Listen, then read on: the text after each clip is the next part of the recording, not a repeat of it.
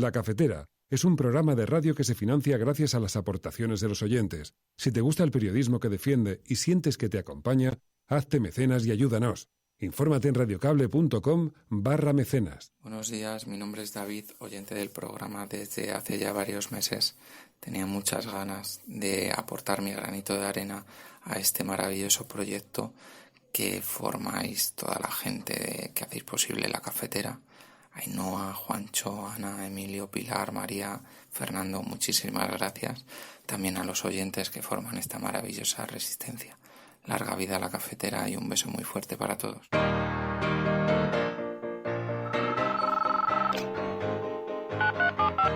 Son las 8:30 de la mañana. Las 7:30 en la Casa Museo de José Saramago, en Tías, Lanzarote. Buenos días, mundo. ¿Quieres un café? La Cafetera. Dirige Fernando Berlín. En el programa La Cafetera de Radio Cable. Una entrevista en Radio Cable. Durante 20 minutos en Radio Cable y dice todo lo que van a escuchar. Mañana en La Cafetera de Radio Cable. Radio Cable, que ha conseguido una auténtica primicia, ha entrevistado esta mañana y ha conseguido situar esa entrevista y lo que le ha dicho en los titulares. Con María Navarro y Pilar de la Peña.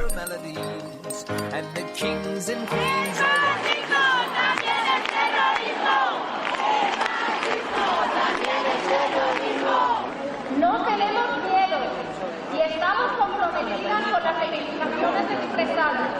Por eso vamos a ser capaces de construir un futuro lo más cercano posible en el que no quepa ni una pizca de violencia contra las mujeres. Llevo 20 años en la silla de ruedas, ¿vale?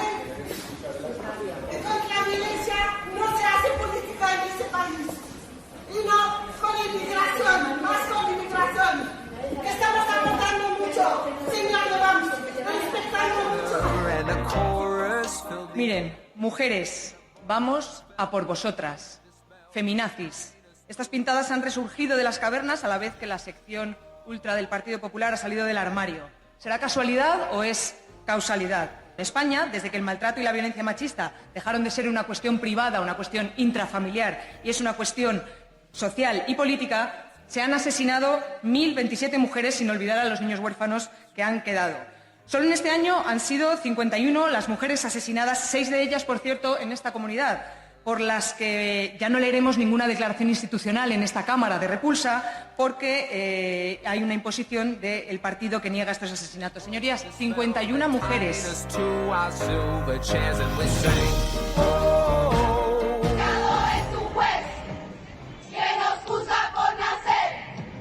Y nuestro castigo es la violencia que ya ves.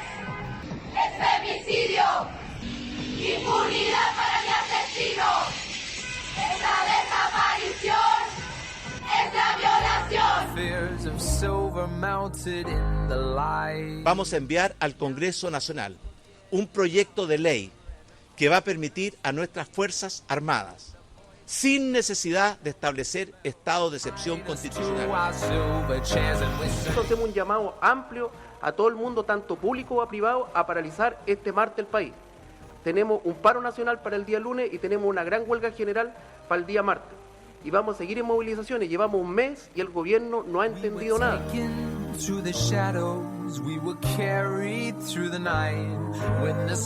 Pero yo estoy seguro que el primer gran paso que Colombia espera es que entre nosotros, el gobierno nacional, los nuevos alcaldes y gobernadores, mostremos que a nosotros nos une el progreso de nuestra gente, el progreso de nuestros ciudadanos, y que entre nosotros puede que haya diferencias políticas, pero no hay diferencias cuando queremos producirle un mejor resultado a la ciudadanía que anhela nuestra respuesta.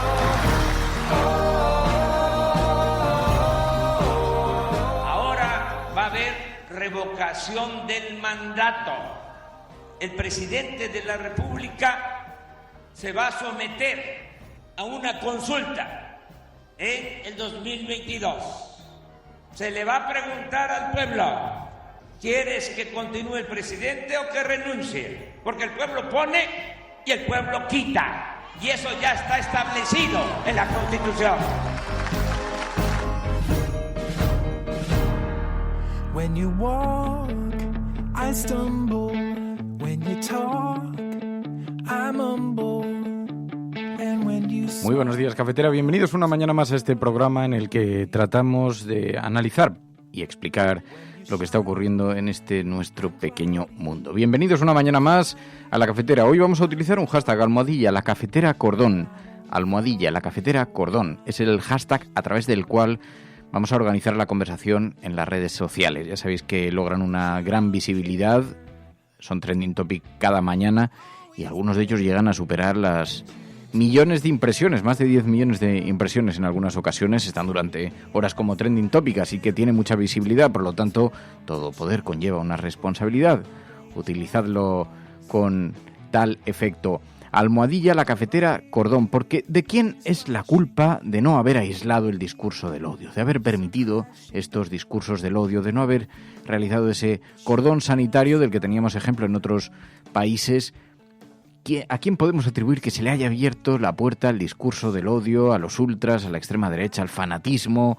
Bueno, hoy vamos a hablar de eso y lo vamos a hacer en compañía de numerosos oyentes que se van incorporando a esta hora gracias a ese hashtag. Rubén, buenos días. Carmen Fernández, buenos días. Virginia Ruiz, muy buenos días. Marta, buenos días. Berka, Norma y Carrera, Isabel Carrera, Isabel Aragón, buenos días. Diana Martínez, Fernando Corral, fantástico, MG... Un montón de gente, galgo callejero, que se incorpora a esta hora y a quienes pedimos que utilicéis ese hashtag.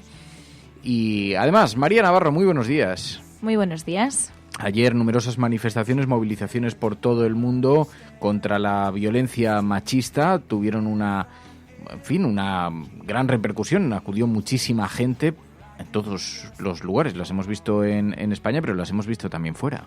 Sí, bueno, se demuestra que a pesar de algunos, el movimiento feminista sigue avanzando y sigue haciéndose oír, no solamente aquí en España, en Europa, sino también en Latinoamérica y además con unas manifestaciones bastante multitudinarias y yo creo que, bueno, cuanto mayor es el intento de represión, pues mayor es el grito del feminismo. Mira, y ayer también el alcalde de Madrid, usando su cuenta de Twitter para condenar la violencia de género, dice Fran Moreno, qué vergüenza, ayer lo tuiteaste tú también, María, dice, qué vergüenza, como tuiteó María, el alcalde usando su Twitter para condenar la violencia de género, el alcalde de la ciudad de Madrid, dice, cuando están pactando con la sección dura del Partido Popular, cuando pactan con la extrema derecha.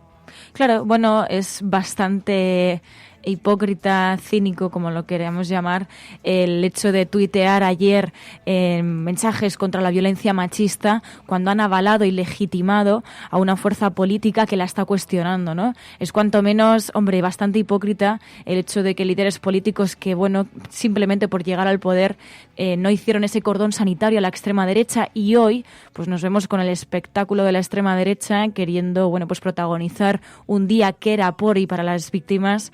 Y bueno, pues simplemente pues ya nos dimos cuenta muchas personas del cinismo de este tipo de líderes políticos y además también se pidió incluso, bueno, pues cierta rectificación por parte de PP y Ciudadanos en esos pactos, ¿no? Que seguramente no va a llegar, pero debería haber una autocrítica por parte del Partido Popular y de Ciudadanos recibiendo los votos de la extrema derecha para gobernar, cuando hoy se les debería caer la cara de vergüenza de lo que pasó. Bueno, eso en esa gran batalla que se libra contra el discurso del odio, contra los ultras, que no solo ocurre en España, ocurre en todo el mundo, en esa batalla que se está librando en tantos países, precisamente otro de los campos en los que se está librando, otro de los espacios en los que se libra esa guerra del negacionismo, no solamente es el feminismo, también es la ecología. Y hoy es martes, hoy abriremos ese paréntesis al que accedemos los martes en el programa de la mano de Juan López de Uralde, el activista Juancho López de Uralde, ahora en política, y a quien le preguntaremos por la celebración de la COP. Dentro de unos días va a tener lugar precisamente la celebración en España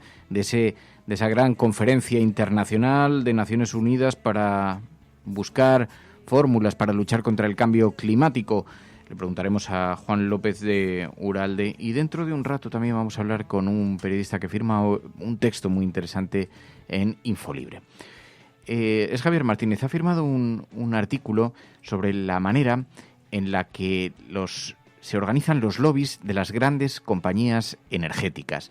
La forma en la que las compañías, a través de fundaciones, organizan, a través de think tanks, se organizan estrategias para defender su negocio. Las energéticas, las grandes energéticas, Es el caso, por ejemplo, de la Fundación Naturgy, dice hoy Infolibre en su portada, en este artículo de Javier Martínez, un artículo muy valiente. Raras veces observamos en los medios cómo se señala directamente con nombres y apellidos a grandes compañías, y como queremos reconocer en este programa también el periodismo valiente, el periodismo, claro, muchas veces dice, bueno, ha zurrado habitualmente a nombres políticos que quedan así, se desvanecen en la maraña de información. Claro, no es lo mismo señalar a una compañía, a una multinacional, con nombres y apellidos en las páginas de los periódicos y desmontar los argumentos que utilizan y las estrategias que utilizan precisamente para organizar sus discursos. En muchas ocasiones lo vemos en algunas de estas compañías, discursos negacionistas o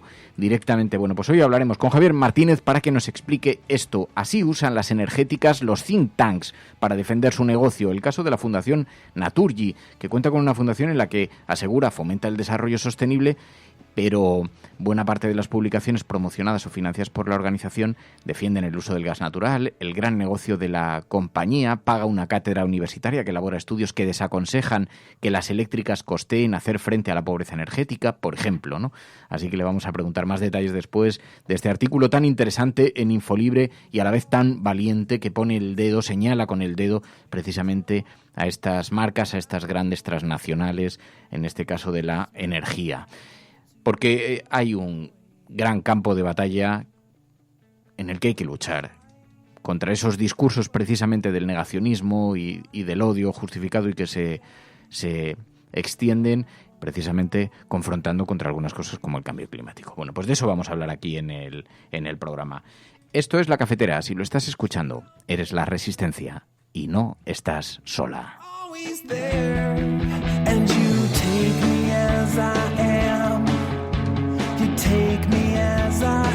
La Cafetera es un programa de radio que se financia gracias a las aportaciones de los oyentes. Si te gusta el periodismo que defiende y sientes que te acompaña, hazte mecenas y ayúdanos. Infórmate en radiocable.com/mecenas.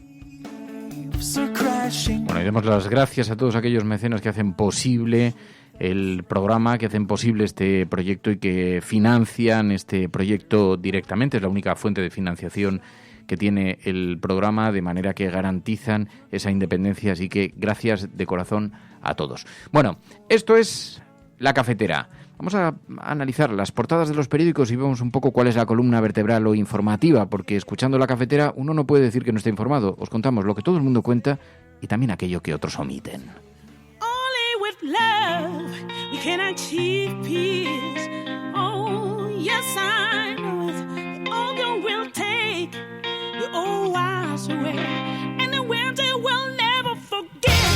Only with love we can achieve peace. Y como decíamos al principio del programa, ayer el protagonismo lo tuvieron una vez más decenas de miles de mujeres que salieron por todo el mundo en repudio contra los discursos de extrema derecha, contra los discursos de odio y contra la violencia machista. El Día contra la Violencia de Género se vivió ayer en España, dice el periódico El País, con protestas y también con críticas a la extrema derecha, al partido Vox, por su negacionismo. En Madrid, el dirigente de ultraderechista Javier Ortega Smith desató una ola de indignación al ignorar las dramáticas palabras de Nadia Otmani en silla de ruedas desde que recibió 3 tiros por defender a su hermana.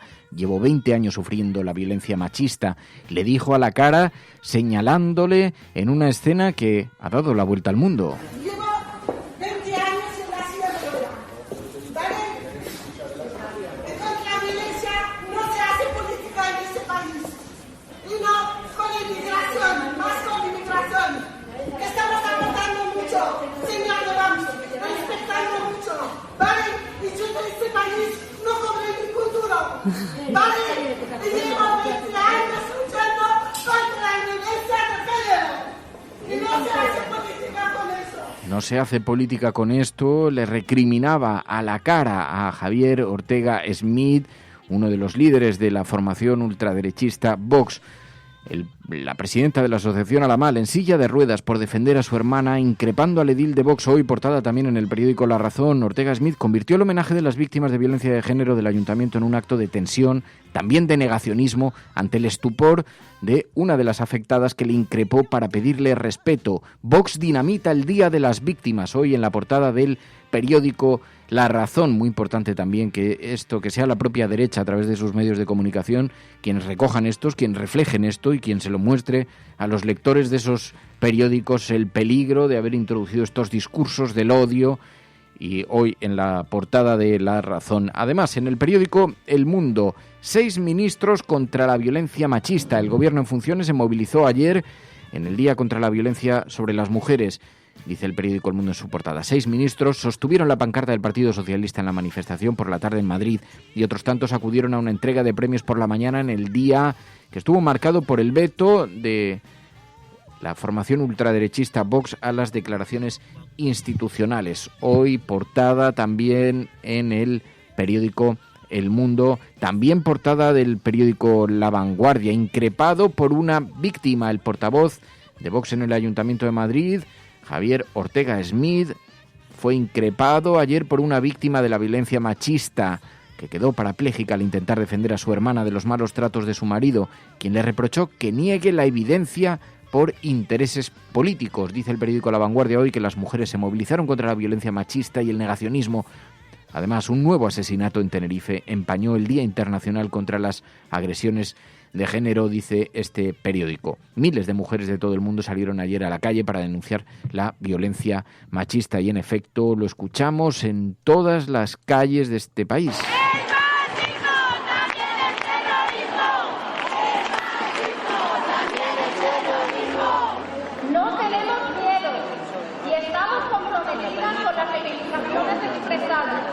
Por eso vamos a ser capaces de construir un futuro lo más cercano posible en el que no quepa ni una pizca de violencia contra las mujeres. Por cierto que en esta batalla contra el discurso de la extrema derecha, esta batalla también nos dejó una imagen bien icónica, la de Mónica García. En la Asamblea de Madrid, esta político de Más Madrid, que elaboró un bordado. ¿Os acordáis que la extrema derecha había sugerido irónicamente la posibilidad de que se volviera a introducir una asignatura de costura en los colegios? Bueno, pues la Mónica García cogió el discurso, elaboró un bordado con las siguientes palabras. Miren, mujeres, vamos a por vosotras. Feminazis. Estas pintadas han resurgido de las cavernas a la vez que la sección ultra del Partido Popular ha salido del armario. ¿Será casualidad o es causalidad? El próximo 25 de noviembre se conmemora el Día Internacional de la Eliminación de la Violencia de Género en recuerdo a las hermanas Mirabal, asesinadas en 1960 por el dictador Trujillo. Desde entonces han sido asesinadas decenas de miles de mujeres en todo el mundo. En España, desde que el maltrato y la violencia machista dejaron de ser una cuestión privada, una cuestión intrafamiliar y es una cuestión social y política, se han asesinado 1.027 mujeres, sin olvidar a los niños huérfanos que han quedado. Solo en este año han sido 51 las mujeres asesinadas, 6 de ellas, por cierto, en esta comunidad, por las que ya no leeremos ninguna declaración institucional en esta Cámara de repulsa, porque hay una imposición del partido que niega estos asesinatos. Señorías, 51 mujeres. La diputada de Más Madrid en la Asamblea Regional colgó un vídeo en sus redes sociales mientras cosía un bordado en el que se leían las palabras "fuck machismo", que se joda el machismo. Y le preguntaba a la persona que grababa con el móvil: ¿qué es lo que haces, Mónica? Y decía: aquí, empoderándome un poco cosiendo. Y después, un poco de fuck al machismo, decía entre risas la diputada. Después lo mostró, lo sacó allí en la Asamblea de Madrid, donde hizo este discurso. Bueno, también, mientras tanto, Carmen Calvo, el discurso contra la violencia machista. No podemos sostener sociedades donde las mujeres somos compradas o vendidas, traficadas, cercenados todos nuestros derechos humanos, fundamentales o sociales de las sociedades a las que pertenecemos, y porque no es un oficio que se te arrebate tu libertad sexual. Hay mucho que hacer, y lo vamos a hacer como democracia. Y lo vamos a hacer con la única sinergia capaz de cosechar éxito y avance. Ciudadanía, civismo, la ética de cada uno de nosotros. Claro, y además del anacronismo que supone esa resistencia contra, bueno, esta revuelta social en defensa de los valores del feminismo, también vemos cómo, además, es que es un fenómeno global. En Chile, una amplia protesta también contra la violencia machista. Es un juez que nos juzga por nacer y nuestro castigo es la violencia que ya ves. Es femicidio, impunidad para mi asesino, es la desaparición, es la violación y la culpa no era mía ni dónde estaba ni cómo vestía, y la culpa no era mía ni dónde estaba ni cómo vestía, el violador eras tú. Eso lo escuchábamos en Chile, pero también en México. Protesta contra la violencia de género. América Latina será feminista, decían en esta nueva protesta, en esta nueva concentración.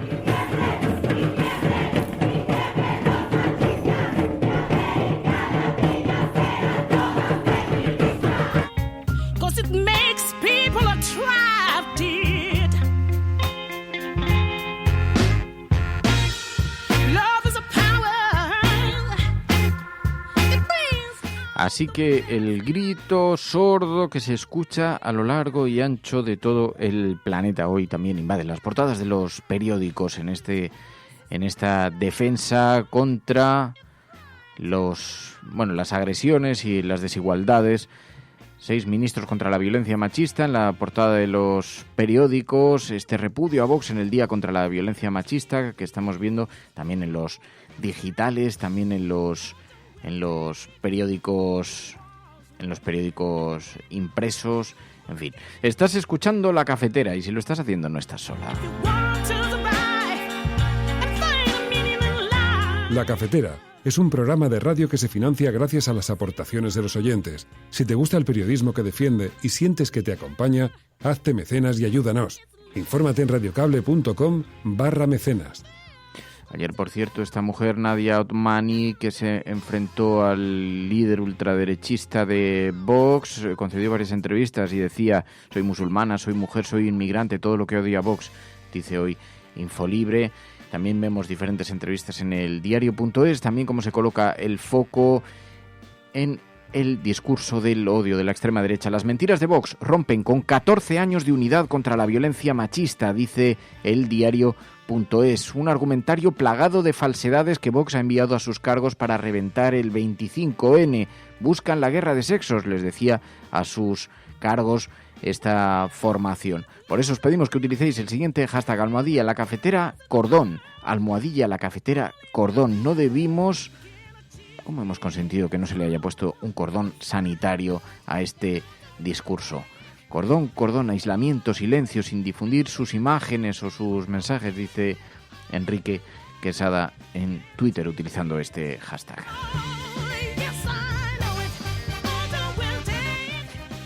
Bueno, y mientras tanto, estamos observando movimientos muy importantes también en Latinoamérica. Luego comentaremos con Pilar de la Peña alguna de estas informaciones, pero en Chile las organizaciones sociales convocan un paro nacional para el lunes 25 y para el martes 26.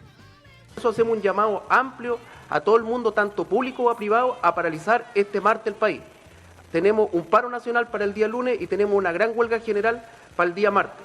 Y vamos a seguir en movilizaciones. Llevamos un mes y el gobierno no ha entendido nada.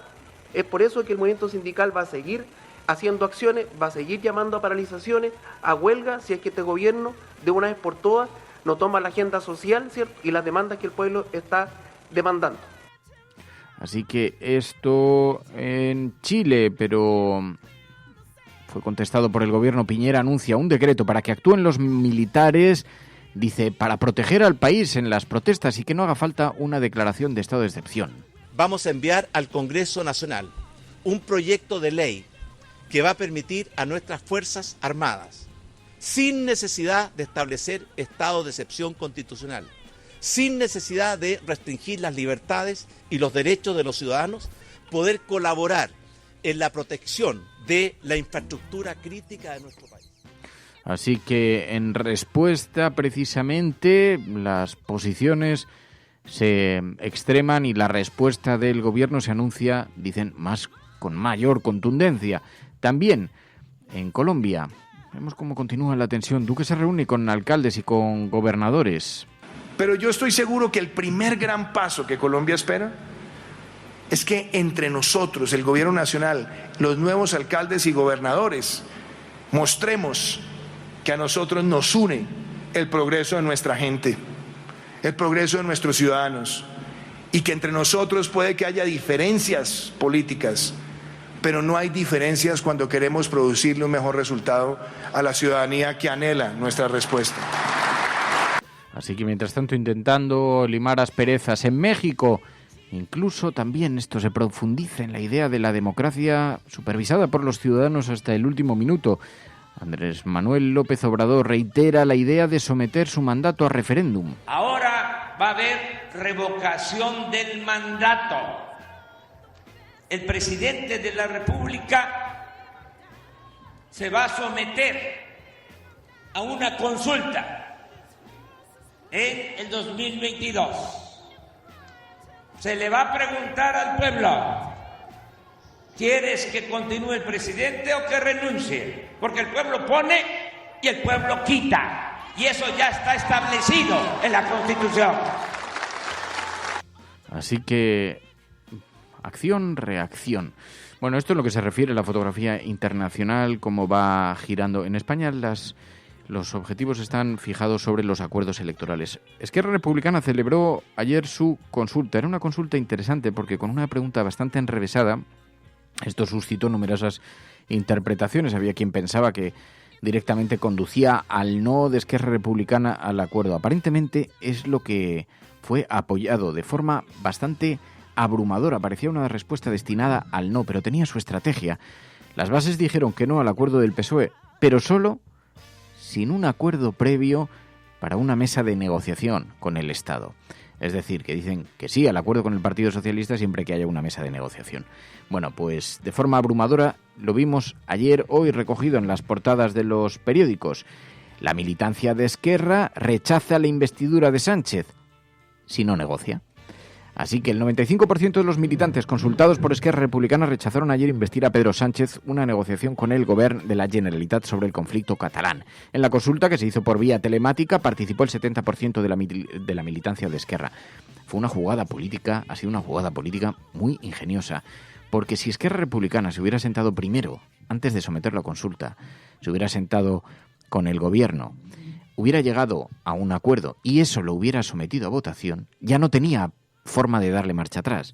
De esta manera, la militancia de Esquerra ha dicho: no va a haber investidura salvo que haya una negociación.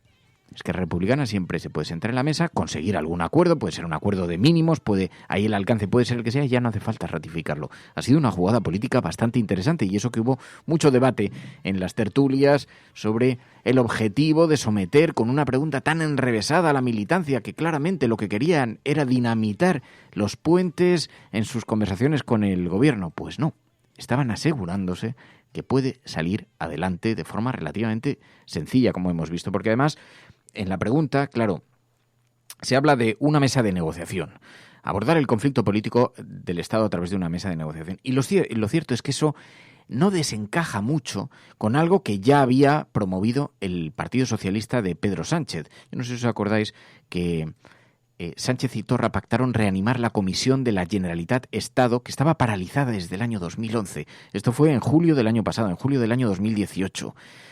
Fue una decisiva reunión entre Pedro Sánchez y Quim Torra, en el que se habló con cortesía, con fluidez, y en la que se llegó al acuerdo de resucitar la Comisión Bilateral Generalitat-Estado. Así que con que el Gobierno anunciase esto, que encajaría perfectamente en esa mesa de negociación que ha pedido Esquerra Republicana, ya se habría dado el supuesto. Sí, la izquierda más o menos lo observará con una cierta aceptación, la derecha protestará, no se espera menos, no se espera que aplaudan nada, pero el Partido Socialista puede enarbolar que esto ya venía de fábrica, julio del año 2018. Digo para que tengáis las claves, porque en estos días se va a hablar de muchas cosas, se va a especular mucho sobre este asunto, pero mientras tanto, claro, la derecha contesta como puede. Pero la responsabilidad la tiene Pedro Sánchez, y para mí es muy fácil mantenerme en la coherencia, porque lo que estoy diciendo ahora lo he dicho desde que soy presidente del Partido Popular, en mi propio Congreso, en la Convención Nacional, en los 2 programas electorales nacionales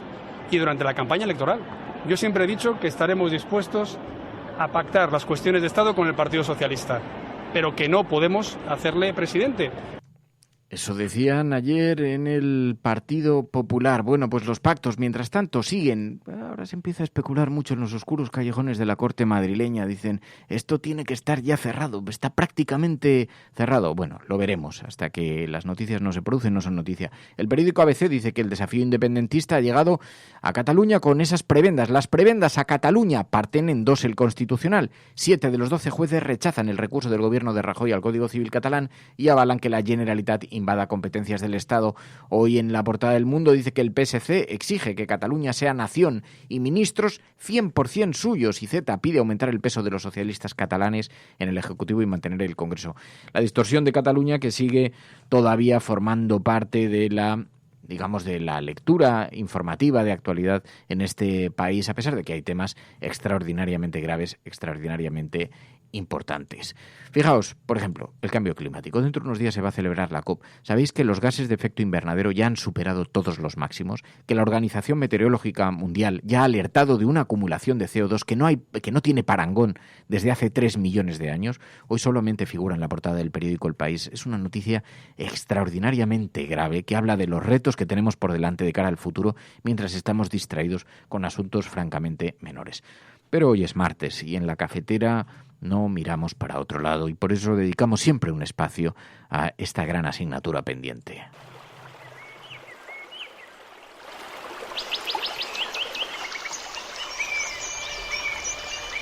Datos que aseguran que el calentamiento global provoca cada año en el mundo 7 millones de muertes prematuras, más que las causadas por el SIDA y la malaria, por ejemplo.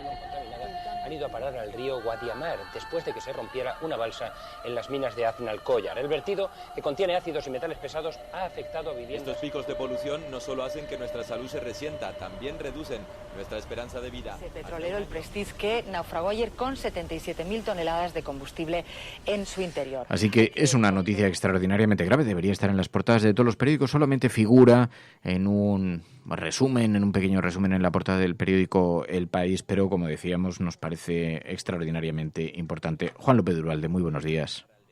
Hola, buenos días, Fernando. La noticia es brutal. La Organización Meteorológica Mundial alerta de una acumulación de CO2 que no tiene parangón desde hace 3 millones de años. Es brutal. Es brutal, efectivamente.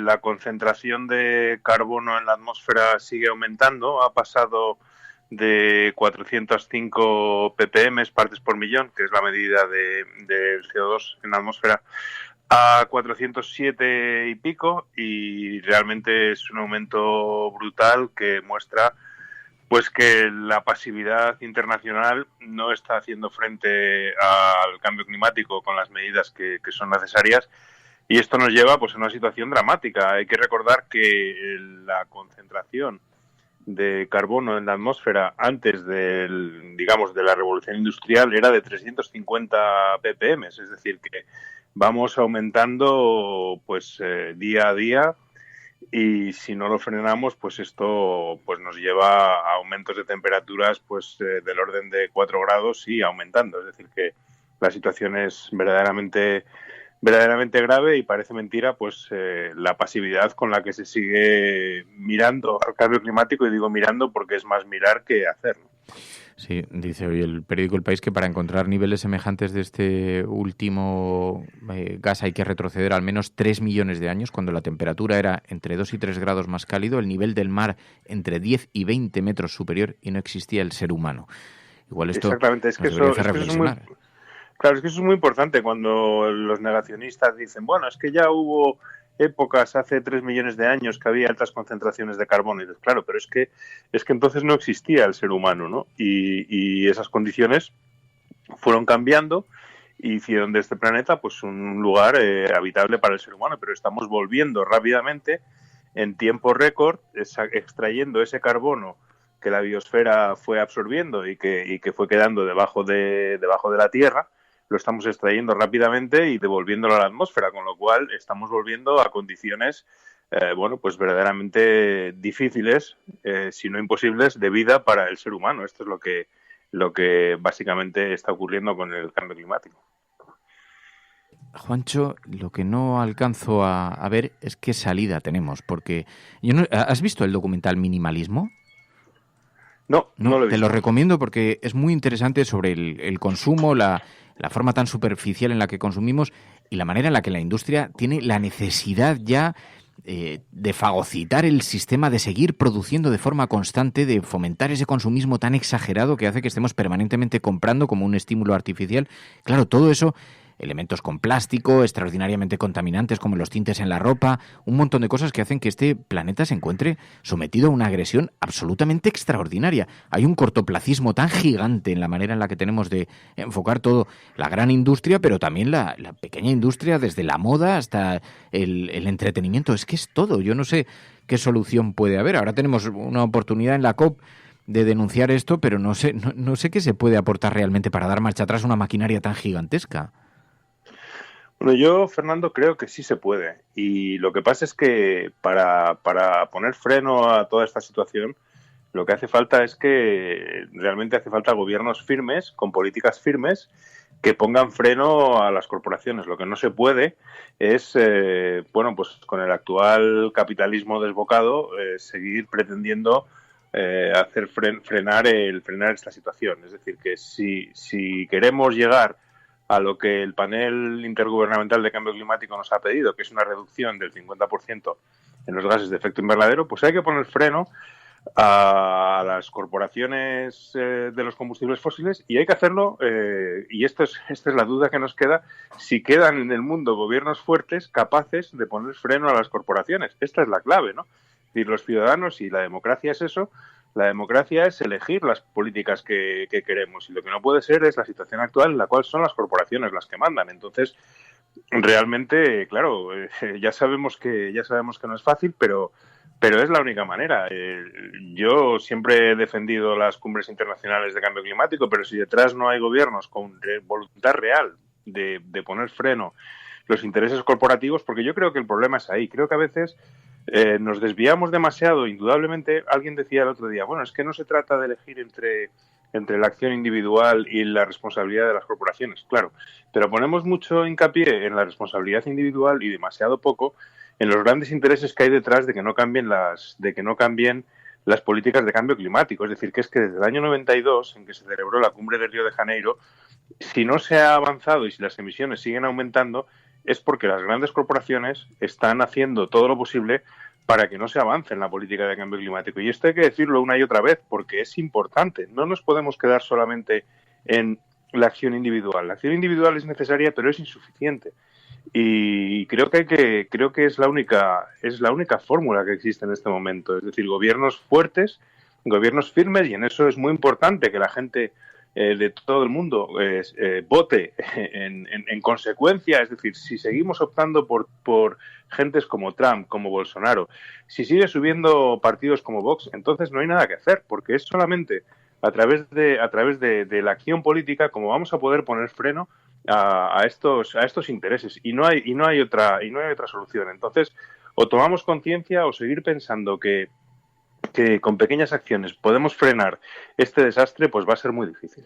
Y para tomar conciencia es muy importante también la denuncia. Bueno, ahora se va a celebrar la COP25, se va a celebrar en Madrid, no pudo celebrarse en Chile y se va a celebrar en España, y entonces el alcalde de Madrid ha decidido recibir a la COP25 con gran luminosidad. Resulta que hemos hecho un dispendio, un gasto absolutamente salvaje, un derroche energético absolutamente formidable. Es todo un símbolo, es todo un icono precisamente de la manera en la que tenemos de afrontar esta lucha contra el cambio climático, ¿no te parece, Juancho? Efectivamente, lo que está pasando estos días en Madrid simboliza muy bien todo esto de lo que estamos hablando, ¿no? Tenemos un gobierno en Madrid, me refiero, el Ayuntamiento de Madrid, que elimina cualquier medida destinada a reducir la contaminación. Lo hemos visto con Madrid Central, lo vemos en sus políticas y en sus discursos. Un alcalde que dice que le importa más el que él pondría su aportación a recuperar Notre Dame antes de salvar la selva amazónica. Un gobierno que yo no te diría que es negacionista del cambio climático, pero casi, porque está apoyado por Vox, que dice que el cambio climático es una milonga. Bueno, pues este gobierno, que se ve en la tesitura de tener que recibir la cumbre del clima simplemente porque es la sede física de la capital de España, se marca una campaña digamos, en las farolas, etcétera, etcétera, de banderines y de tal, con la frase Madrid Green Capital. Cuando Madrid no ha sido declarada Green Capital por nadie. Green Capital es un nombramiento, un galardón, entre comillas, que da la Comunidad Europea a aquellas ciudades que destacan por su acción en la defensa del medio ambiente. En España tenemos alguna, es el caso de Vitoria, que efectivamente, como todo el mundo sabe, es bien conocida y reconocida por ser pionera en las políticas verdes, pero Madrid nunca ha sido reconocida como tal, porque no es una ciudad que haya tenido, con la pequeña excepción del periodo de Manuela Carmena, no es una ciudad que haya tenido una acción política en defensa del medio ambiente, de la salud, de lucha contra la contaminación, de promoción de la bicicleta, del peatón, etcétera, etcétera, ¿no? Y sin embargo se marca en esta campaña de greenwashing, de lavado de imagen, aprovechando que viene la COP, sin encomendarse ni a Dios ni al diablo, con una campaña absolutamente mentirosa. Y bueno, pues de esta manera lo que pretende ante la ciudadanía un gobierno que demuestra, el del Ayuntamiento de Madrid, que demuestra cada día que el medio ambiente no le importa nada, tiene la cara dura de ponerse este sello de Green Capital, y así es como la gente pues va pensando. Y todo esto además en el contexto de inaugurar unas luces de Navidad con un 30% más de gasto que el año pasado, solamente pues no se sabe muy bien para qué, ¿no? En teoría para competir con el alcalde de Vigo, que todo esto es una competición verdaderamente, en fin, absurda, ¿no? Absurda, ¿no? Es una auténtica fake news que se han inventado en el ayuntamiento, han llenado las calles con estas banderas, pero también es la demostración de un fracaso en su programa y de un fracaso como institución para prevenir. Es que yo sinceramente estaba viendo que se está haciendo demasiado poco y demasiado tarde. Y lo decía el anterior presidente del panel intergubernamental del cambio climático, del IPCC. En fin, verdaderamente grave y con... Oye, te voy a preguntar una cosa, Juancho. ¿Sabes que estuve repoblando el otro día? Te vi en las redes plantando árboles. Mucho de esto. Muy bien. Sí, pero sí. Me gustó... Todos estuvimos muy orgullosos de ti. Me sentí muy orgulloso y por eso además dije, oye, es una buena ocasión para presumir de esto, porque además es época ahora, precisamente, ¿no? Claro, es que se nos acumulan los temas y por eso pues no podemos dedicar tiempo a hablar de estas cosas que realmente pues son muchas veces las que a la gente pues le merecen la pena y que son bonitas, ¿no? Ahora es la época de plantar árboles y bueno, pues animar a toda la gente. Hay muchas repoblaciones populares en muchos sitios, hay convocatorias de organizaciones ecologistas, organizaciones vecinales. Y bueno, yo creo que es una forma bonita, especialmente para los más jóvenes, para los chavales, pues de inculcarles ese amor por la naturaleza, ¿no? Porque plantar un árbol y verlo crecer, pues es de las cosas más bonitas que podemos hacer en esta vida, ¿no? Y por eso, pues creo que es importante recordar que es el momento, es la temporada, es la época, y que plantar árboles, pues también es una forma de no solo de reforestar y de recuperar la cubierta vegetal, sino también de luchar contra el cambio climático, porque los árboles absorben CO2, ¿no? Por lo tanto, Fernando, te felicito por participar en esa actividad. Estoy muy y animo a... Sí. Pero además, mira, llevé al pequeño Fer y me quedé bastante satisfecho del efecto que provoca, porque es verdad, además tiene algo de metafórico, ¿no? Y el hecho de saber que dentro de pues igual 1 década o 2 décadas puede pasear por ese bosque, me pareció que era un buen símbolo también de promesa de futuro para toda una generación que está viendo con estupor todas estas informaciones, ¿no?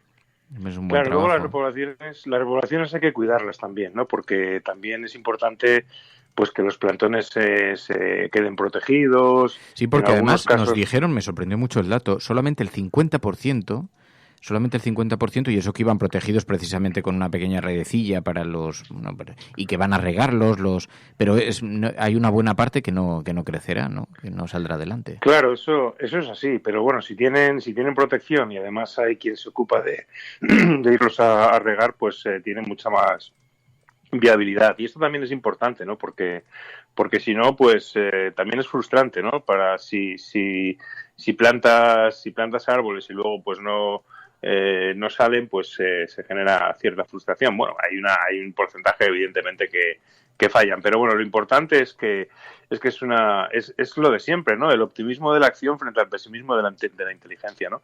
Los datos nos dan malas noticias, pero bueno, la gente moviéndose, y como decía Jane Goodall, pues podemos ganar esta batalla porque hay mucha gente moviéndose, ¿no? Y yo creo que es importante que nos movamos todos en la medida en que podamos, ¿no? Pero sin olvidar, como decía, las grandes luchas, pero también pues con estas pequeñas acciones que son importantes. Conciencia. Juan López de Uralde. Juancho, muchísimas gracias, como siempre. Un abrazo. Gracias, Fernando. Un abrazo.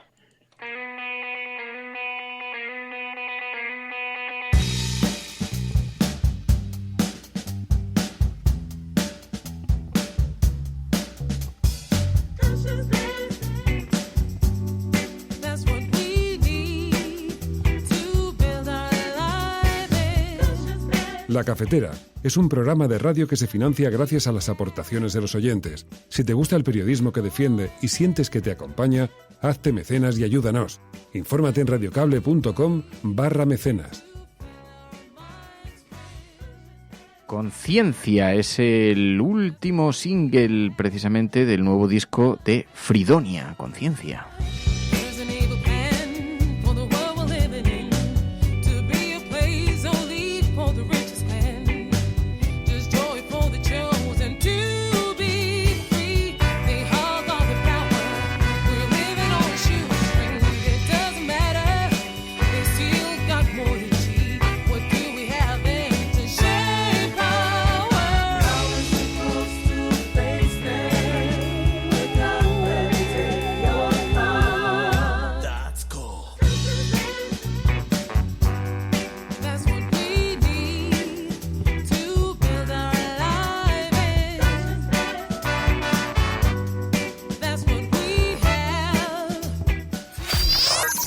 Estás escuchando La Cafetera.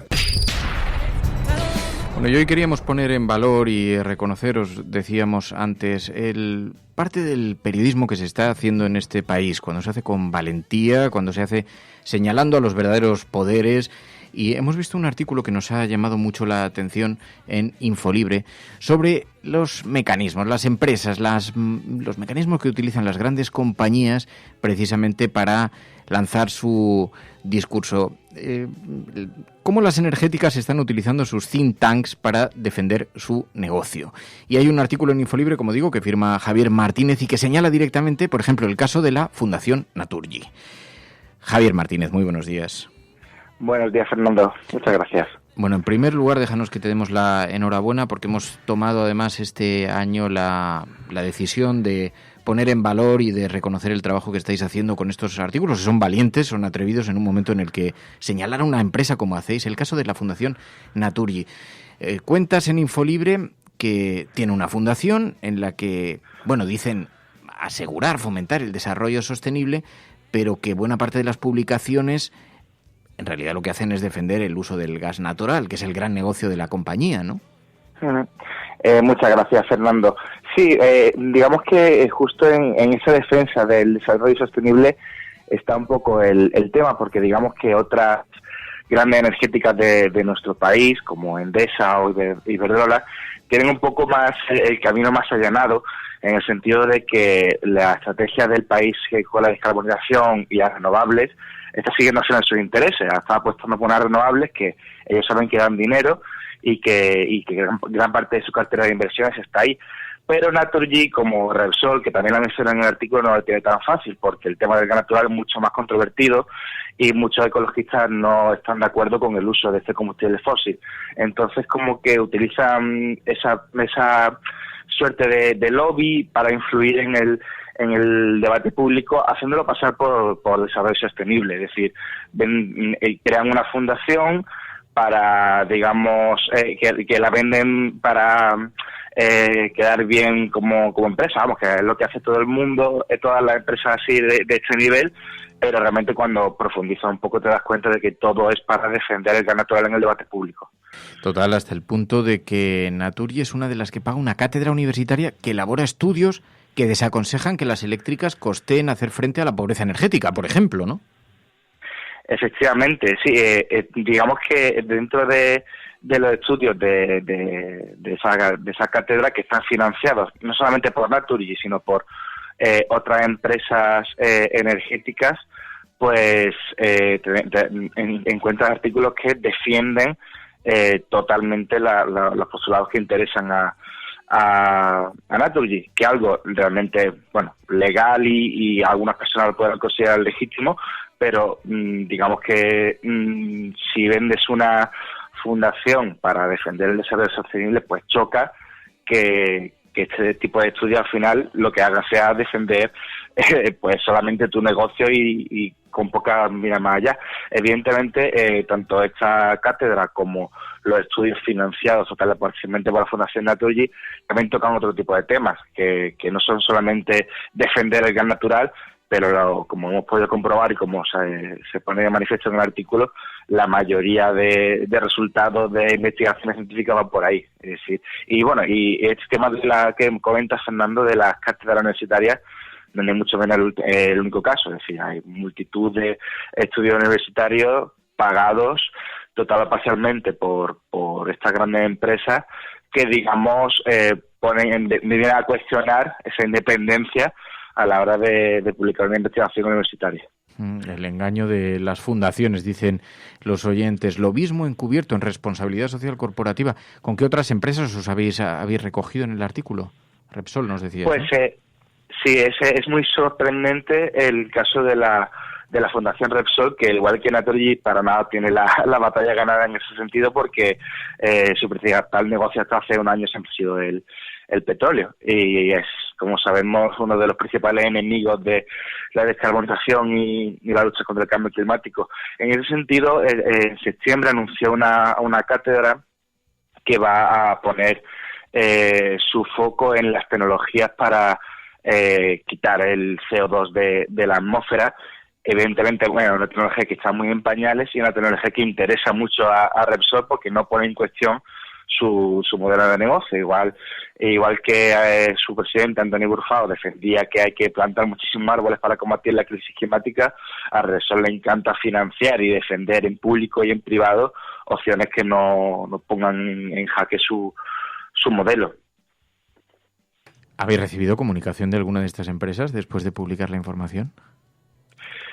No, la verdad es que después no, pero durante, como se nota en el artículo, he contado con la interlocución constante de la Fundación Naturgy, que ha contestado algunas de mis preguntas, a todas no, y la universidad, también le pregunté a la Universidad de Barcelona sobre si estas cátedras eran financiadas total o parcialmente, si tenían independencia los investigadores a la hora de hacer sus investigaciones. Y bueno, esto es bastante común, ¿no? Que te contesten a algunas de las preguntas para las que no les interesa, el fregado que no les interesa meterse, no se meten. Pero bueno, están evidentemente en su derecho, y yo en el derecho de publicar la información como no puede ser de otra manera.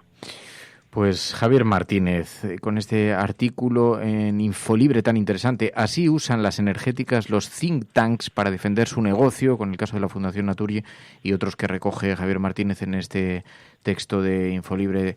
Gracias y de verdad enhorabuena por ese ejercicio de valentía también que hacéis allí. Un saludo muy fuerte, cuídate. Muchísimas gracias, Fernando, un abrazo.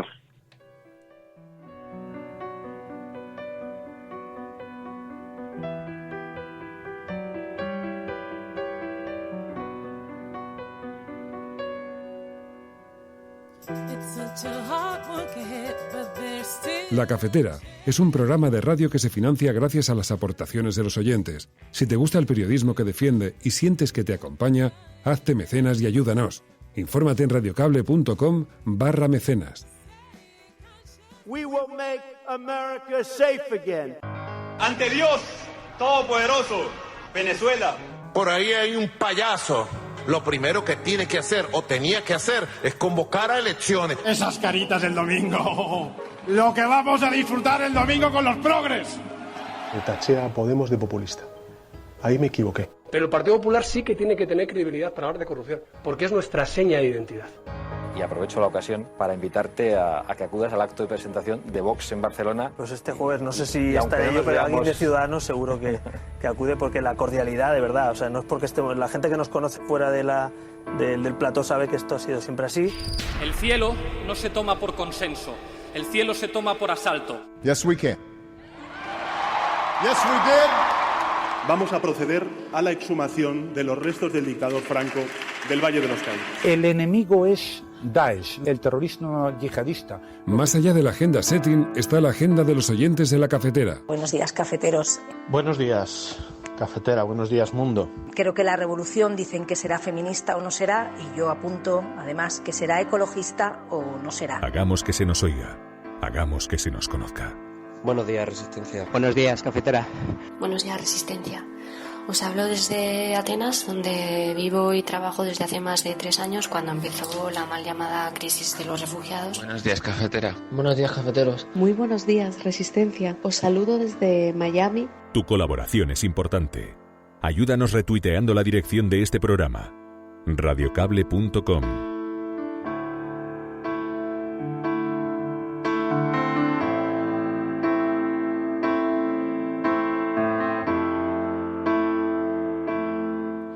Bueno, ya que estábamos hablando además sobre el cambio climático, ya que estamos a pocos días de esa cumbre que se va a celebrar aquí en Madrid, nos enviabais varias informaciones sobre este mismo tema. Una que tiene que ver con el estrés ambiental. Todo esto viene por un estudio de la revista Nature, que lo que dice es que el estrés ambiental afecta negativamente y especialmente a las mujeres en África y Asia. Esta información la recogía además la agencia EFE y explicaba que el estrés ambiental afecta de manera negativa a la capacidad de tomar decisiones significativas para las mujeres, especialmente, decían, a las que residen en las zonas más afectadas por la crisis climática de Asia y de África, según este mismo estudio. Pero además, si nos vamos a España, los españoles están entre las personas que más notan el impacto de la crisis climática en la Unión Europea. Casi 9 de cada 10 españoles siente que la crisis climática tiene un impacto en su vida diaria, una percepción que además crece entre los más jóvenes. Según esta misma encuesta, elaborada por el Banco Europeo de Inversiones, la preocupación entre los europeos es mayor sobre todo en los países del sur, como España, y también en los países del este de Europa. Pero como decimos, la de los españoles es que casi 9 de cada 10 españoles siente que esta crisis climática ya está impactando, ya está afectando incluso a su vida diaria. Y luego también, en otro orden de cosas, Libertino Francachela nos enviaba una información que tiene que ver con la ley Mordaza. 9 jóvenes se enfrentan a 6 años de prisión por ese rodea al Congreso de 2013. El 14 de diciembre de 2013, la coordinadora 25S convocó ¿os acordáis? Ese rodea al Congreso contra la denominada ley Mordaza. Antes de la movilización, varias personas entre 17 y 23 años fueron identificadas por la policía y días después se les detuvo. Tras 6 años de instrucción del caso, la Fiscalía ahora pide para 9 de ellas 6 años de prisión por atentado y resistencia a la autoridad y desórdenes públicos. Lo que dice la defensa es que les parece inasumible porque dicen que no existe ninguna prueba más allá del testimonio de los propios policías que inculpan a los encausados. El caso es que el juicio se va a celebrar el próximo miércoles 27 de noviembre y la defensa va a pedir su absolución. También nos enviabais esa información que además fue bastante comentada en las redes sociales a lo largo del día de ayer. Nos lo enviabais Gerardo y Andrés, y es que arrancan las placas con los nombres de los fusilados durante el franquismo en el cementerio de la Almudena en Madrid. Varios medios se hicieron eco de esta información y es que Público.es, por ejemplo, decía: así se empiezan a materializar los planes del Ayuntamiento de Madrid para paralizar el proyecto del memorial que inició la administración de Manuela Carmena. Explican que el consistorio considera que el homenaje a las 2.934 personas ejecutadas en Madrid entre 1939 y 1944 es sectario e injusto. Y el caso es que operarios del Ayuntamiento de Madrid ya han empezado a desinstalar esas láminas de granito con la identidad de los asesinados por el régimen entre 1939 y 1944. Y para terminar la agenda de la cafetera, sabéis que solemos seguir los temas que comentamos en esta agenda de la cafetera y seguimos en la pista de todos esos temas, de cómo van evolucionando. En concreto, los rescatados por el Open Arms han enviado desde la cuenta de Twitter oficial de esta ONG, de Open Arms, dicen: tierra a la vista, llegamos a Taranto y en unos minutos esas 62 personas rescatadas, dicen, en la inmensidad del mar pisarán por fin un puerto seguro. Así que se prevé que efectivamente en los próximos minutos, en las próximas horas, ya se sepamos que esas 62 personas han pisado tierra y han sido, después de ser rescatadas por la ONG Open Arms. La Cafetera es un programa de radio que se financia gracias a las aportaciones de los oyentes. Si te gusta el periodismo que defiende y sientes que te acompaña, hazte mecenas y ayúdanos. Infórmate en radiocable.com/mecenas. Podrán decir todos los periódicos del mundo lo que quieran. Secessionist parties in Catalonia have wasted no time following the reconvening. Vamos a esta hora con información de último minuto. A esta hora en España, el ex vicepresidente del gobierno. En España finaliza el recuento de votos en los comicios municipales y autonómicos con una participación del... En las últimas semanas hemos podido comprobar cómo los medios de comunicación internacionales... Imagínense cualquier lector de la prensa extranjera que descubre que al que se propone para el Banco Mundial... A Spanish nurse who helped treat 2 Ebola victims in Madrid has tested positive for the disease herself. Spain announced that a nurse is the latest to be diagnosed.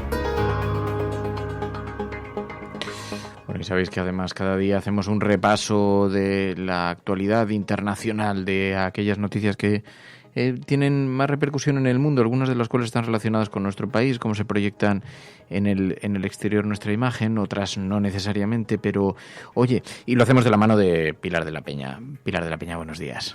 Hola, buenos días. Ya te saludaba en la cercanía y en el cariño que nos da la proximidad. Vale, pero te decía que no, hay un asunto que he visto que está teniendo una gran repercusión, está portada incluso del Wall Street Journal, del New York Times. En Argentina, una condena a 2 sacerdotes por abusar de niños sordos. Ha tenido repercusión mundial, ¿no? Sí, realmente, quizá por los detalles del caso, es uno de los, digamos, está considerado el caso de pedofilia casi más grave en la historia de Argentina, y ahora acaban de ser condenados 2 sacerdotes y un jardinero de un colegio para sordos en Argentina. Han sido condenados a 45 y 42 años de cárcel, en que el caso realmente ha sacudido y ha impresionado mucho, quizá por el hecho de que los abusos fueran cometidos en concreto por uno de los curas, Nicolás Corradini. Es italiano, ya había sido acusado de pedofilia en Italia y sin embargo, pues en esta estrategia, por desgracia, habitual en la Iglesia Católica, en lugar de condenarle o de apartarle, lo mandaron a Argentina y allí pues cometió más abusos contra niños sordos en este colegio. Ahora mismo, ya os digo, es portada del Wall Street Journal, del Washington Post, ha cruzado fronteras y de buena parte de la prensa latinoamericana también, por los detalles del hecho y bueno, la sensación de que se ha hecho justicia en este caso. Los abusos en el seno de la Iglesia, con el foco colocado también en la prensa internacional, que empiezan a romper ese tabú, ese muro de silencio, igual que los crímenes de guerra. En Estados Unidos se ha producido hoy una historia de un Navy SEAL que está acusado de crimen de guerra.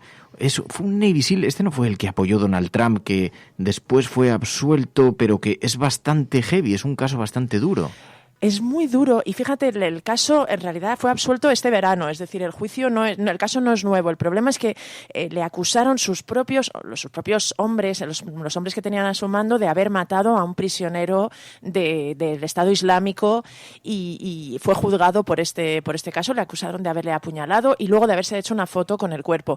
Finalmente el Tribunal Marcial, que estaba compuesto por otros militares, le absolvió, únicamente le condenó por hacerse la foto con el combatiente del Estado Islámico. El resto de cargos los desestimaron, en un caso que fue muy polémico en su momento porque varios de los hombres que servían bajo el mando de Edward Gallagher, que es el nombre de este Navy SEAL, pues declararon en su contra. Había evidencias bastante abrumadoras y sin embargo finalmente fue absuelto.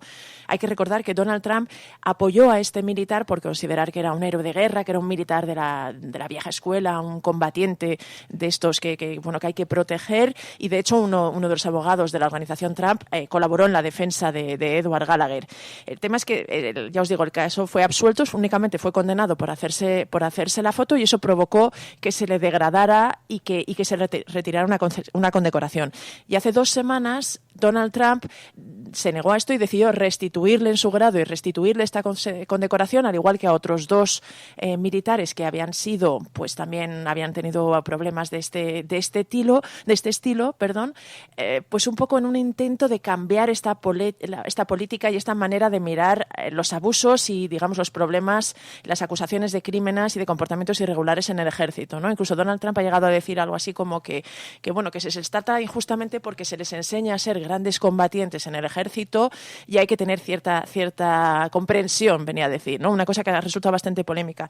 Y ha resultado tan polémica que finalmente el responsable de la Armada, el secretario de la Armada, Richard Spencer, que era un cargo del gobierno, ha sido cesado porque se ha opuesto a esta decisión de Donald Trump y a esta especie de corriente que parece abanderar el presidente estadounidense de cierta complacencia incluso con los abusos que se cometen en el ejército, ¿no? Richard Spencer era partidario de haber sido mucho más duro y quizá el juicio contra Gallagher también, una de las cosas que se cuestiona en Estados Unidos es que reveló muchos detalles del funcionamiento de los Navy SEAL. Los Navy SEAL son el cuerpo de élite de la Marina estadounidense, son por ejemplo los que mataron a Bin Laden en Afganistán y han llevado a cabo varias misiones de estas que luego aparecen en las películas, ¿no? Muy secretas y muy difíciles, y en el juicio se revelaron muchas cosas del funcionamiento de los Navy SEAL y muchas cosas de la justicia militar, y dentro del ejército pues había un intento de intentar que se hubiera menos foco sobre este asunto y de arreglar los problemas disciplinarios de una manera más discreta.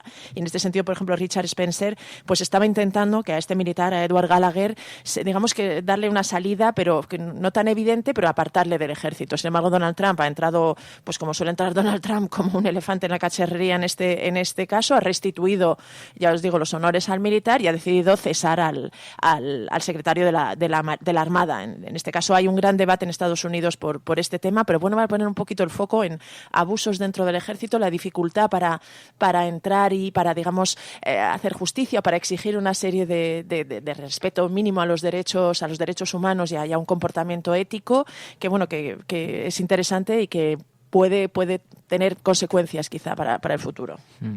Cuando vemos además como en otros países también se abren periódicamente la puerta a la impunidad, se aceptan las agresiones, en fin, del ejército. Ya lo hemos visto, por ejemplo, en esas recomendaciones en Bolivia, ese edicto que permitía a las autoridades utilizar todos los recursos y mecanismos posibles con unas ciertas garantías de impunidad. En fin, es lamentable, vergonzoso. Bien, pues vamos a seguir aquí. Ya lo sabéis además que cada día conectamos con Carne Cruda. Sabéis que Carne Cruda, con este gobierno de coalición de la radio que hemos montado,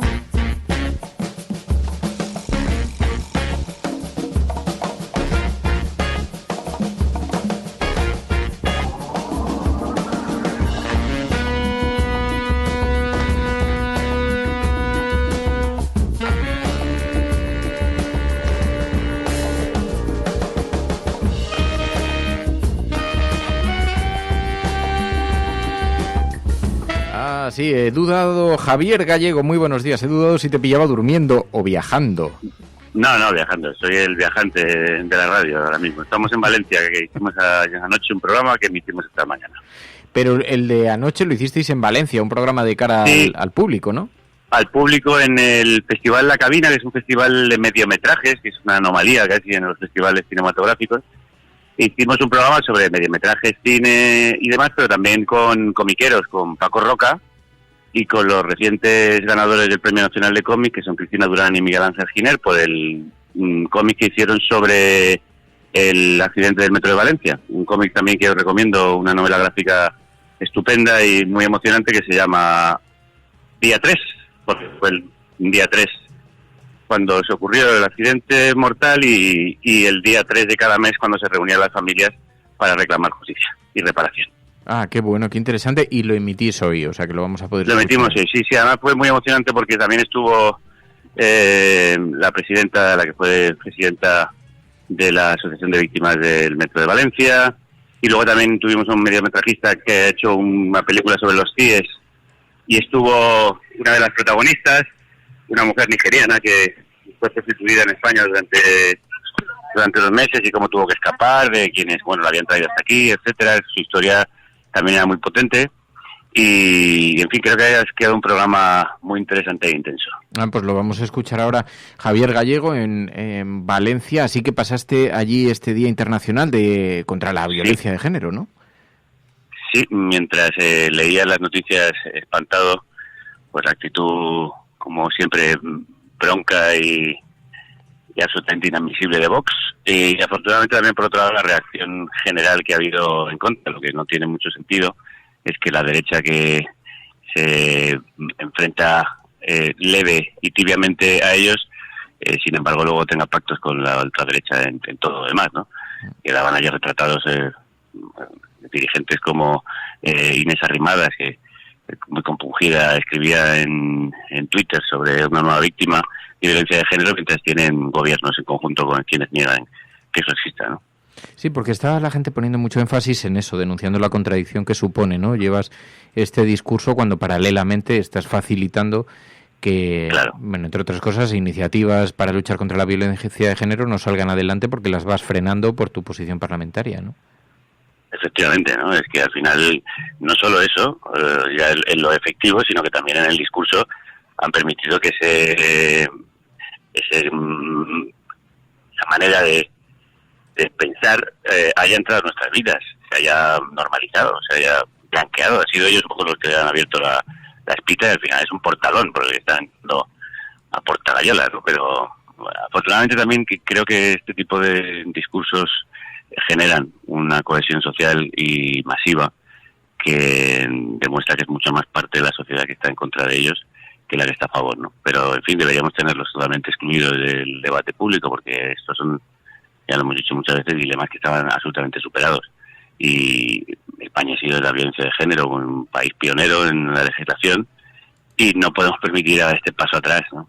También creo que deben plantearse los partidos de derechas qué papel van a jugar en su relación con Vox en la vida parlamentaria que empieza, esperemos que en breve. Sí, porque preguntábamos hoy en el programa de quién es la culpa de no haber aislado el discurso del odio, este cordón sanitario que se ha hecho en otros países y que aquí, en lugar de haberse utilizado, pues ha servido casi para el rifirrafe político, pero desde luego no para frenar estos discursos de odio, ¿no? Sí, es un fenómeno complejo, Fernando, eso está claro, y no somos el único país que está sufriendo ese tipo de discursos. Quiere decir que se han hecho cordones sanitarios en todo el mundo y no siempre funcionan, no es una medida de eficacia absolutamente total, ¿no? Entonces es un fenómeno, como decía, complejo y conjunto. Evidentemente, aquí ha habido un blanqueamiento por parte de los medios de comunicación, desde programas informativos donde se les invitaba a hablar como si fueran un partido más, y su discurso no es un discurso más. Es decir, quiero decir, no es solo hay que mirar su programa, solo hay que mirar sus declaraciones para ver lo cerca que están en lo moral del falangismo, del ultraliberalismo en lo económico y de un conservadurismo predemocrático en todo lo que tiene que ver con la política y la pluralidad nacional del Estado en el que vivimos. Eso por un lado. Y luego pues hemos visto también como programas de entretenimiento haciendo risas sobre un partido político que, al negar, por ejemplo, la violencia de género o al negar la asistencia a los migrantes que intentan llegar a través del mar, está provocando muertes. Ese discurso de odio genera víctimas y ahí están. Entonces no se puede hacer jiji jaja con ese tipo de pensamiento, ¿no? Llamarlo pensamiento lo digo de una manera así como una especie de contradicción, como pensamiento militar, es un oxímoron, ¿no? Pensamiento de Vox también lo es.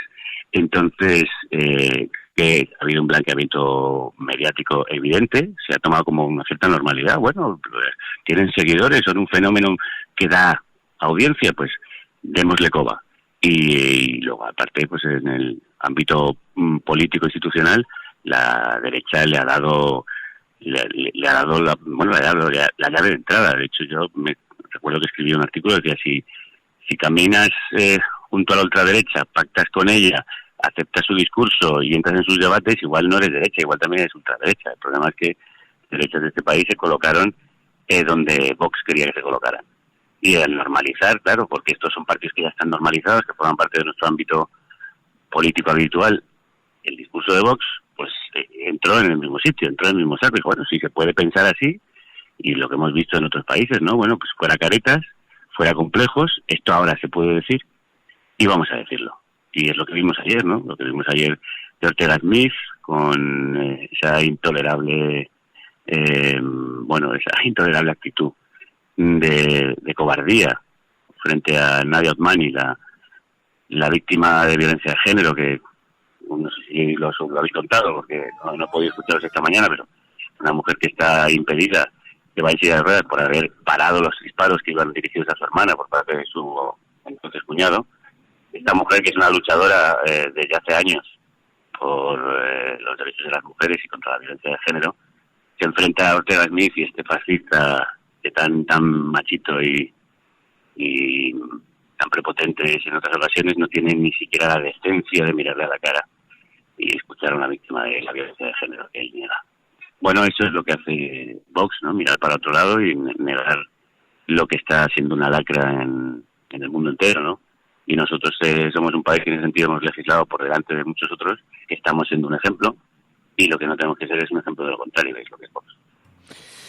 Javier Gallego, cuídate mucho. Ahora te escuchamos. Muchas gracias por la llamada, compañeros. Disfruta allí de Valencia. Envía un abrazo muy fuerte al valencianismo de nuestra parte. Amun Valencia. Cuídate, gracias. Adiós a vosotros. Adiós. Speak to my heart, reminding me where I belong. I am not allowed to walk alone. You will not rest until... Ay, pues así vamos, así va la mañana. Vemos, en fin, estas cositas de... Estaba viendo, decían, claro, sí, pero es que es peor la postura de Almeida y de Villacís incluso que la de Ortega Smith, porque los de Vox, dice Javier, dice, por lo menos defienden sus principios de mierda. Dice, los otros dos gobiernan de la mano de fascistas, recriminando a los fascistas que digan cosas fascistas, actúen como fascistas. La doble moral esa que denuncia Javi a través de ese hashtag almohadilla la cafetera cordón, almohadilla la cafetera cordón. Bueno, os abro el micrófono, nos quedamos aquí charlando, pues también es verdad, hablamos de no solamente de actualidad, hablamos de la vida. Cuando cerramos esta página de actualidad intentamos también, bueno, mirar hacia otro lado, porque sabemos que hay muchos oyentes del programa que se encuentran, pues, por ejemplo, en periplos sanitarios. Ana Livia dice, buenos días, Resistencia, entro en la 4ª semana de pierna escayolada, un reposo que me está enseñando a escuchar el programa con calma. Dice, ay, qué gran compañía para mis noches de insomnio o mis madrugones injustificados. Dice, un abrazo muy fuerte, Ana Livia. Pues un abrazo muy fuerte. Nosotros estábamos con conversación. Ana, ¿qué te ha pasado para llevar 4 semanas con la pierna escayolada? Demasiado baile. Ojalá sea eso. Yo me pegué un porrazo. Bueno, he tenido no muchísimas lesiones así de... Me pegué un porrazo una vez en la montaña, en que me llevó una tibia y peroné. Ostras. Me partí la tibia y el peroné. No me bajaron en helicóptero de milagro. Fue lamentable. Estaba mi profesor, don Javier, y yo... Don Javier. Tú les llamabas don. A ese sí, por la cuenta que te traía. Por la cuenta que había sido sacerdote. Por imposición. Por la cuenta que te traía. Luego resultaba que tenía un corazón muy ancho. Tan ancho como su corpóreo... Como su don. Monumento, pero como su don. Pero madre de Dios. Pero, don Javier, y el caso es que me cae... O sea, el problema es me pegué un buen porrazo y después me apoyé en él para levantarme. Cuando ya llegué al equipo médico abajo en la parte de la estación de esquí. Y estaba ahí el centro médico, y entonces cuando llego al centro médico me encontré ahí al profesor y me dice, agárrate que te llevo hasta el autobús. Hasta ese momento decían, bueno, parece que se ha podido torcer algo y tal. Y entonces tenía que ir saltando con una pierna y con la otra con la otra. Te debía doler un montón. No te puedes imaginar, pero es que la apoyé. Y entonces vi las estrellas, me caí al suelo y según el médico de la estación, ahí es cuando me partí la tibia y el peroné. Vaya. En realidad no es posible porque el ostión que me había metido era absolutamente monumental. O sea, me metí en una zona de muchísimo hielo y me pegué un porrazo, estuve dando vueltas ahí y me bajaron en camilla de esas deslizantes. 2 armarios. Así, esto me recuerda los rescatadores, cuando pasaba... guapetones, armarios como armarios. Sí. Cuando pasaba algo en el colegio o en el instituto, era como que todo era súper alarmante, aunque fuese que alguien se había torcido un tobillo, ¿no? Pero sí que recuerdo que todos rodeábamos al herido. Y lo íbamos acompañando en procesión hasta la enfermería. Queremos saber tema de conversación durante todo el resto del recreo. Y entonces hacíamos la tertulia, ¿no? Y era como, es que le habrá pasado, buah, seguro que está fatal. Y luego era que se había torcido el tobillo, cualquier chorrada así, ¿no? Total. Dices, bueno, pero además alguien como yo, que he sido, mucho. A mí siempre me han asustado mucho los médicos, luego ya me tuve que inmunizar necesariamente, pero yo entraba a los hospitales y me desmayaba directamente. O sea, solo el olor del hospital ya me provocaba convulsiones. Y ahora ya lo he ido superando, el paso del tiempo. Yo no. Bueno, y de que la con sobredosis, ¿no? Con sobredosis, sí. Por imposición también, ¿no? Por imposición médica, sí. Mi tratamiento fue de contundencia. Fue de choque, ¿no? Tratamiento de choque. Pues ¿sabéis cuándo empezó? ¿Cómo son estas cosas de los niños? Tenemos cerebros muy raros. Empezó una vez que estaba en el... Pues me había roto... Joder, pero si es que fue en este mismo incidente. Yo creo que fue, sí, en este mismo incidente. Cuando me quitan la escayola, unas semanas después, estaba en el patio del colegio, con toda la mala suerte. Claro, cuando te quitan la escayola llevas el pie, que lo has tenido inmovilizado un montón de tiempo, y entonces todos los músculos los tienes un poquito deteriorados. Atrofiados. Un poco atrofiados, y tienes que, pues si vas a... ¿Cómo se llama esto que vas para que te lo ayuden? Rehabilitación.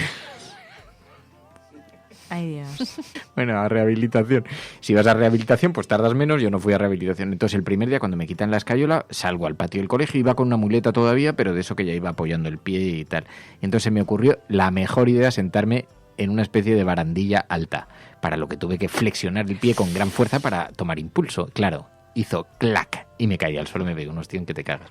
Yo no era muy pupas, ¿eh? O sea, esto que os estoy contando no es que me sucediera de forma habitual, pero aquellos meses... Total, que me llevaron otra vez a urgencias, y entonces allí empiezan a aparecer médicos, y de pronto una doctora con muy poca experiencia, o sea, recién salida de la carrera, empieza a mirar las radiografías, y empieza a llamar a especialistas, y empieza a bajar gente a situarse a mi alrededor. Y yo tumbo en la camilla, y yo, ¿qué pasa?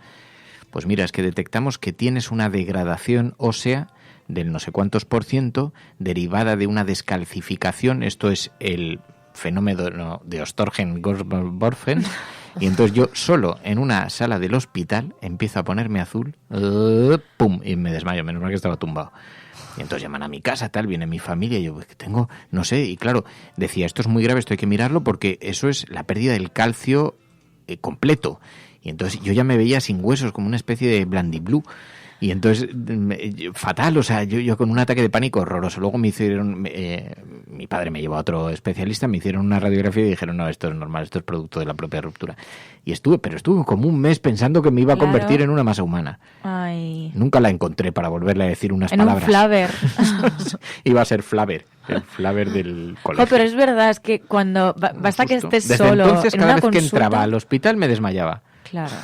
Y ya pero yo venía. te entiendo tanto, yo siempre tenía muchísimo pánico al médico, siempre, a todos, además, todos, o sea, hasta el oculista, ¿sabes? O sea, hasta el oftalmólogo. Y sí, verte ahí solo en una consulta y que encima te toque un médico catastrofista, creo que es de las peores sensaciones que te pueden pasar en la vida. Porque además, claro, no racionalizas. Entonces, cualquier palabra que te digan es como que tú vas a pensar que, bueno, pues la vas a multiplicar por 100, ¿no? Y entonces todo va a ser súper, súper catastrófico. Y te vas a ver como una masa.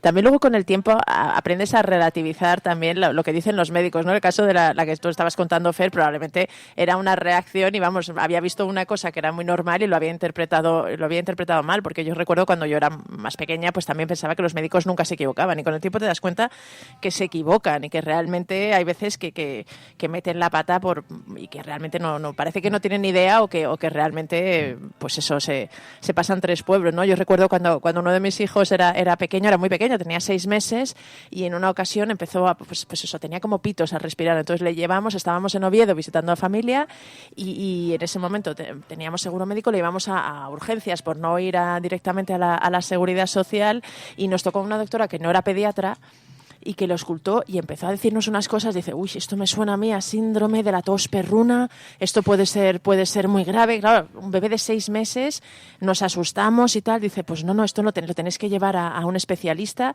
Entonces nos mandó a urgencias de la Seguridad Social, y ahí le tocó un pediatra y dijo, es una bronquiolitis, que cualquiera que tiene niños... Pero es que, como dice mi amiga Susana, mi médico, dice, Fer, la medicina es un poquito de conocimiento, un poquito de estadística, normalmente es así, y un poquito de seguridad personal.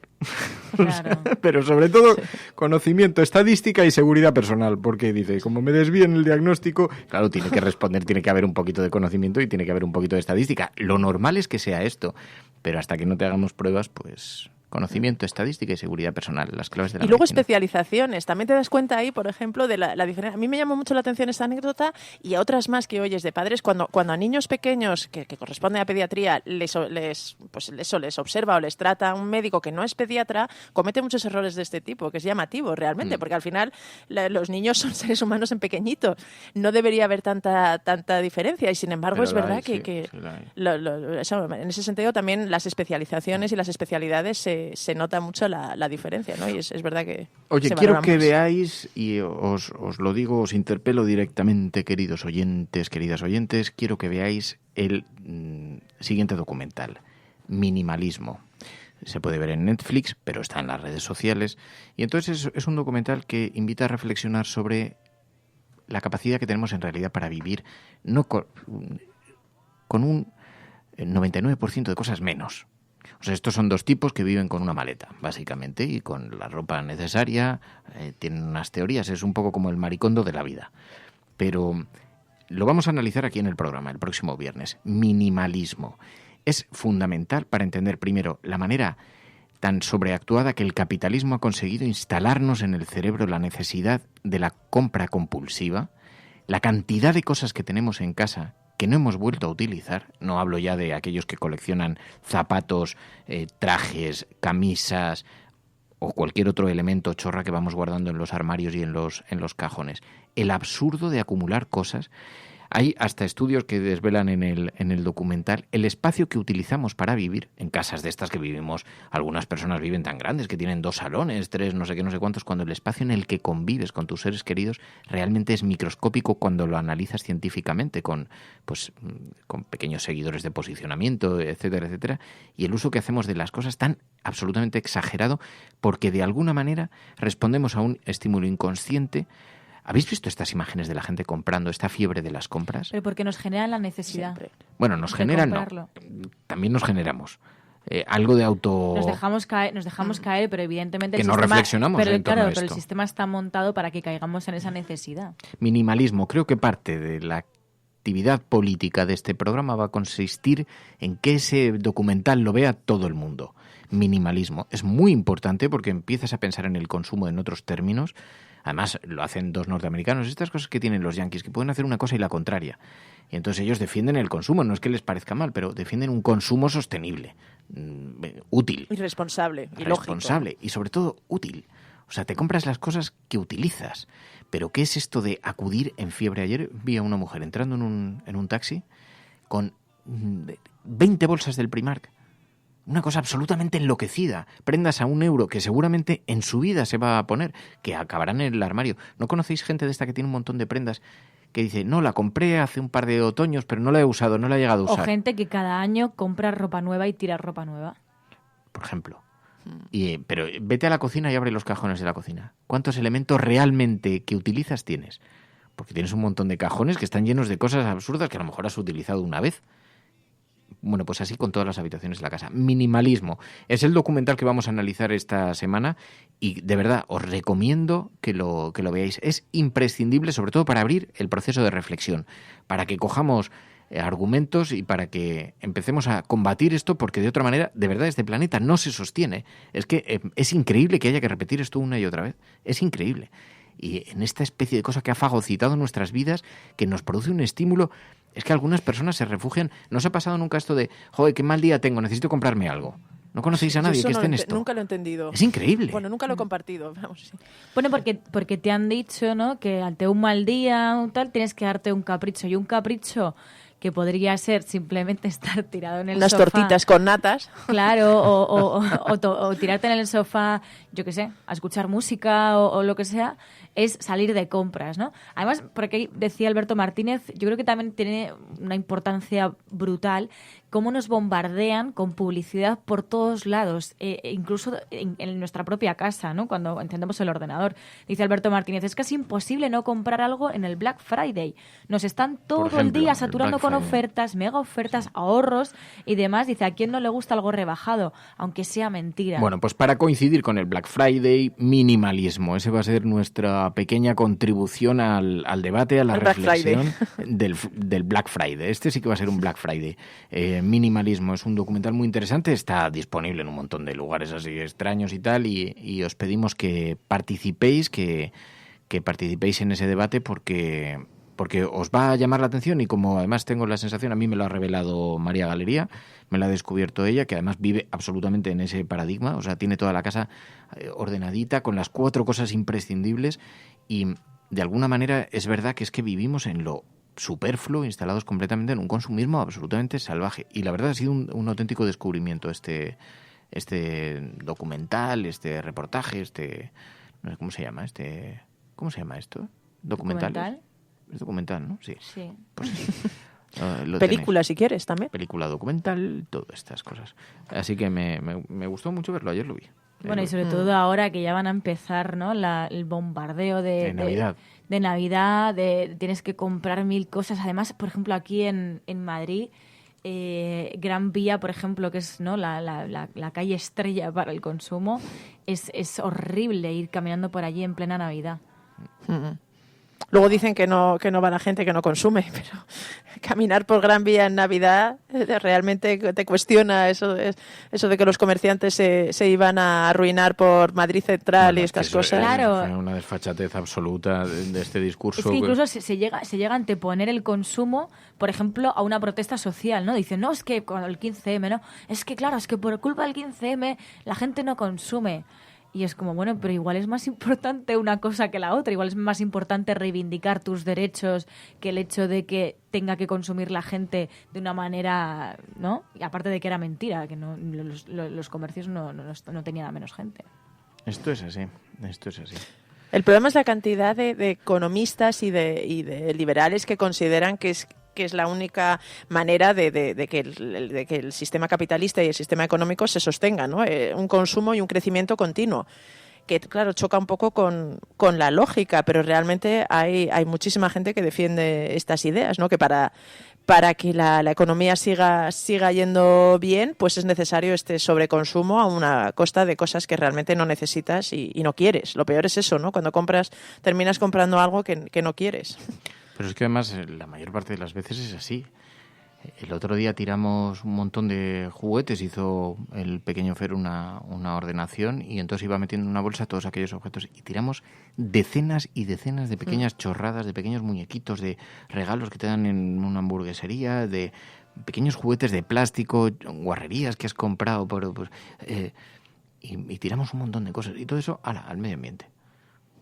Es una pasada, o sea, realmente el ser humano se ha vuelto completamente loco y entonces ilustraban este documental, una de las imágenes, con la gente entrando en la fiebre de la compra de las rebajas, esperando, aguardando en los supermercados, arrebatándole las bolsas al de al lado y dices, la verdad es que somos peores que hormigas, o sea, estamos completamente tronados. Internet, pidiendo paquetes que nos traen al día siguiente, un consumo también brutal, ¿no? De transporte, bueno... Una pasada. Nos estamos volviendo completamente locos, amigos. Así que comprar, tirar, comprar y tirar, comprar y timar. Comprar y timar. Comprar y timar, sí. Así que hasta los límites y más allá. Bueno, minimalismo. Va a ser el documental que vamos a analizar y está muy bien también que lo podamos conversar aquí en grupo, en la cafetera, en esta gran familia que se genera la cafetera. ¿Y qué más? ¿Alguna cosa más? No. No sé si teníamos alguna cosa más que contar. Seguro que sí, que hay algo. ¿No? Bueno, pues nos seguro vamos a que marchar. podemos, pero... Mañana volveremos, mañana más. Y con más cosas aquí en la cafetera. Os agradecemos muchísimo, como siempre, que nos hayáis acompañado y que forméis parte de esta gran familia. Y de verdad, gracias de corazón a todos los que hacéis posible este proyecto. A ver, porque es que he visto que había... Como Isabel, que se ha hecho mecenas de la cafetera. Gracias, Isabel, de corazón, a lo largo del programa. Ahí está la flecha en Sherwood. Gracias, cuidaos mucho. Mañana volvemos. Hasta mañana. Adiós. La Cafetera es un programa de radio que se financia gracias a las aportaciones de los oyentes. Si te gusta el periodismo que defiende y sientes que te acompaña, hazte mecenas y ayúdanos. Infórmate en radiocable.com/mecenas. Que ha pasado silbando la flecha así. Y le ha cercena una oreja a María.es. A partir de ahora le llamaremos el gnomo. No, ¿cómo se llaman los que tienen las orejas puntiagudas? ¿Elfos? Elfos. Pues, pero yo pensaba que ibas a decir lo del boxeador que no hubo un boxeador que le arrancó. Holyfield, creo que era, ¿no? Mike Tyson, que le mordió la oreja. Le arrancó una oreja a mordiscos. Pues una flecha de Sherwood le ha rebanado la oreja a María.es. Está desangrándose. No pasa nada, que nadie caiga en pánico. María.es sabe cómo matar con una cucharilla de plástico. Es capaz de cualquier cosa cuando está enfadada. Sobrevivirá a la caída de la oreja. Gracias, adiós.